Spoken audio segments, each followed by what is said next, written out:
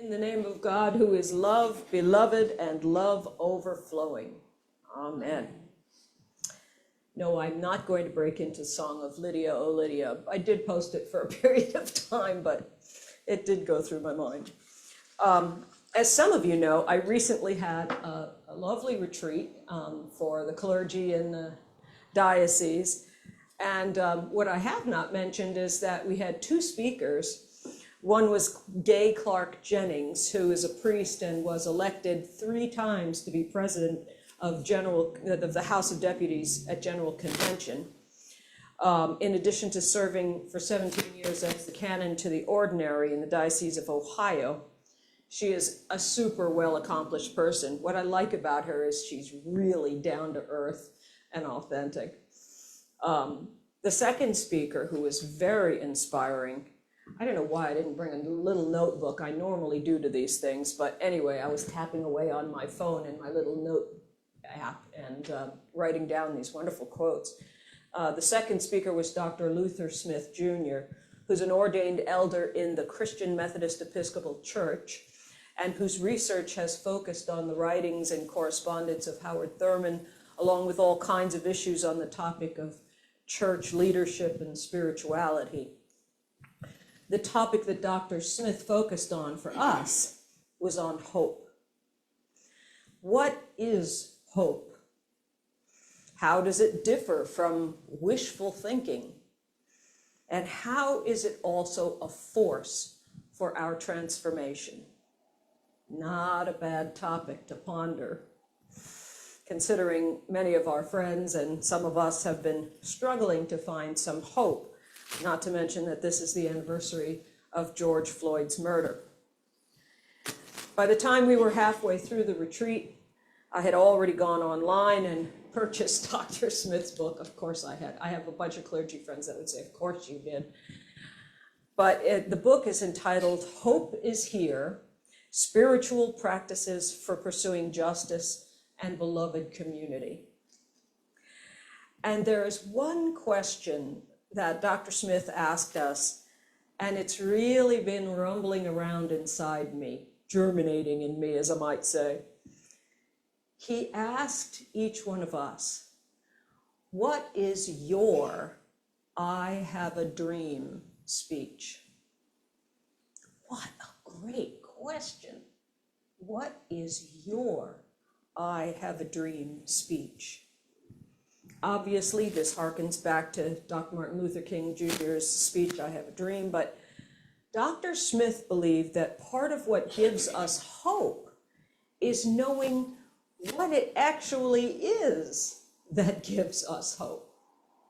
In other words, what is our vision, our dream for the future in both our personal life and our life as brothers and sisters on this planet? I wanted to share this question with you today in light of the fact that we have many readings in both the Hebrew scriptures as well as the Christian scriptures, where time and again there is great importance stressed on the vision of a particular prophet. On the whole, all the prophets all had a vision of a renewed future for the children of Israel. Not a magical future where God waves his hand and all is well, everything's fixed, we don't have to do anything. But a future that God would inspire and support us as we create a new heaven and a new earth right here. As I said, Dr. Smith said, hope is more than wishfulness, but rather a force of God that enlivens us to life. God, through the prophets, have always had a vision, but the children of Israel would be responsible for the task of helping God co-create and manifest that vision. So hope is something we actually have to work toward. It doesn't just fall on us. The good news is that there are always ways to be inspired and sustained by God as we work toward a future hope. As I've mentioned many times, the hope that all the Abrahamic faiths agree on can be summed up by the prophet Micah, which is why I love to have it on our sign. What does the Lord require but to do justice, love kindness, and walk humbly with God? That is our vision too. In our readings prior to and including today, it was stated quite clearly that Paul had a vision. There was the vision which was the catalyst for his conversion to becoming a follower of Jesus. And today's reading in particular, which talks about his second missionary trip, was also as a result of yet another vision. The truth is, we're all called to many visions throughout the course of our life. But today, Paul responds to a particular vision to set sail for Macedonia, which included the familiar and beloved place of Philippi. As we heard in the reading from the Acts of the Apostles, it was no easy journey for Paul, but then hope is really a journey. It doesn't just go poof and manifest in our life. Dr. Smith said, hope is disruptive. It's a little bit surprising to hear. Lucky for Paul, he met up with a woman of means named Lydia, who was a dealer in purple cloth, probably indigo, something that South Carolina has quite a history of. At one point, it was the second most important economic resource that South Carolina had. In any case, Lydia was apparently so moved by what Paul had to say that she and her entire household were baptized, after which she decided to financially contribute to help manifest Paul's vision of bringing the good news to more people. Apparently, Paul and Lydia made a good team, because the church that was most loving and trouble-free in that area, at least, was the church in Philippi. What then is the book of Revelation? Oh, I can remember so many years of just hating that book because of how it's been so misused. Oh.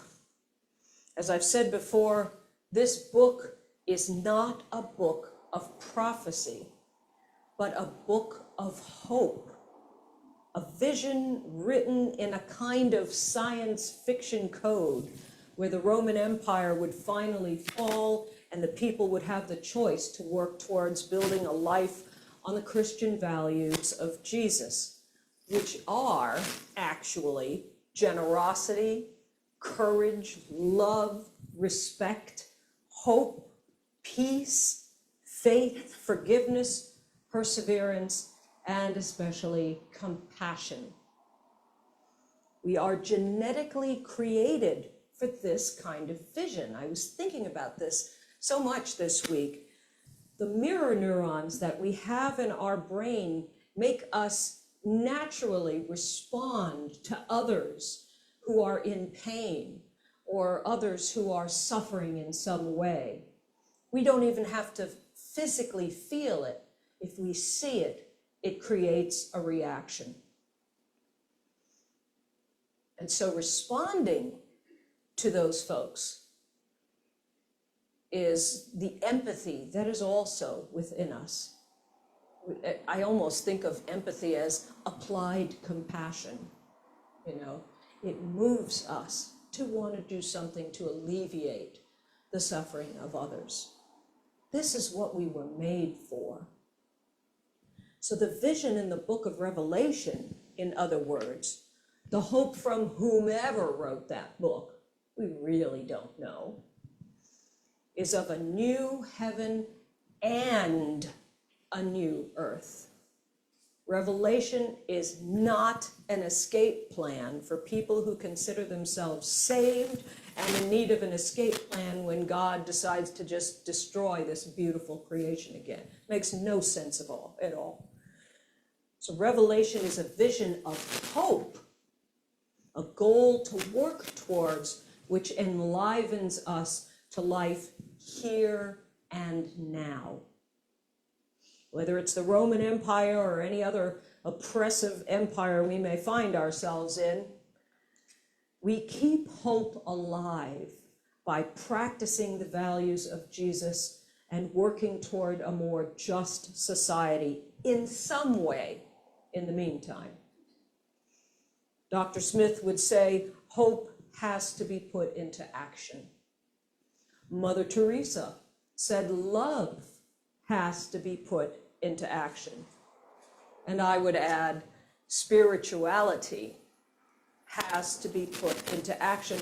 Otherwise, it just becomes spiritual capitalism, where we go from guru to guru for our next spiritual jolt for no other reason but to fill our own heart, but not necessarily to transform the world. That's why I like that term, spiritual capitalism. Oof. Nobody needs a faith community that talks the good talk but doesn't live it. Those are the same kind of people who justify persecuting folks Jesus would consider the least of these for some political ideology. So all this is to say that even if a person is spiritual but not religious, even spirituality has to be put into action. It's not just a free pass to get out of going to church or temple or mosque. This is why it's more difficult to be without a community of faith, because our egos are always so quick to jump on any bandwagon, any vision that we come up with, whether it's self-centered or people-centered, Jesus-centered even. The ego's always standing right there to take it over.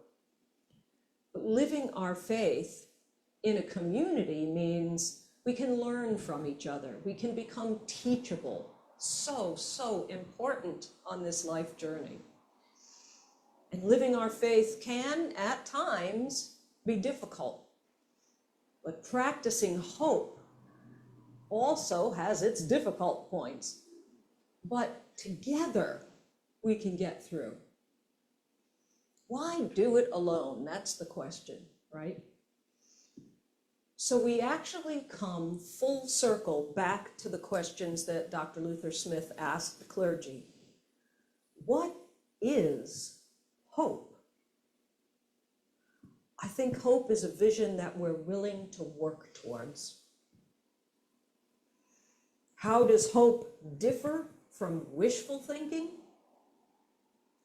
It's grounded in practice.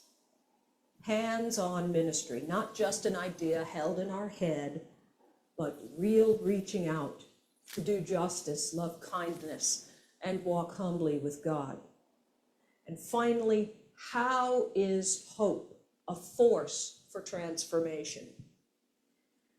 Because there is no way we can avoid being transformed as we make ourselves available to another living being. Whether that's plants, animals, humans, whatever. Everything we come in contact with changes us. For the better, usually. Whether it is to be with another person as they grieve, listen to their struggles without judgment or giving unsolicited advice. That's so important. Or just to show them that our silent presence with them means that they are not alone. They have somebody they can talk to, be with. So important. Silent presence sometimes is everything. This is the path of hope that the prophets, the disciples, Paul and all his helpers, and all the followers of the way of Jesus, past and present, have been called to serve. Dr. Smith reframed a saying of Jesus, and it fits nicely with this practice of what I will call applied hope. He said, "Take my practices upon you, and you will find your zest Hope is enlivening us, correct? So when we take on putting our love and the practices of Jesus into action, we do feel more alive. We do feel like we've done something to add to the joy and the healing of our communities. And it does give us a feeling of zest. Take my practices upon you, and you will find your zest. I really like that. So the question I want to leave with you today, and I hope maybe some of you will, go home in your nice comfy chair or couch on this rainy day and maybe take out a journal and ask yourself, what is your I have a dream speech?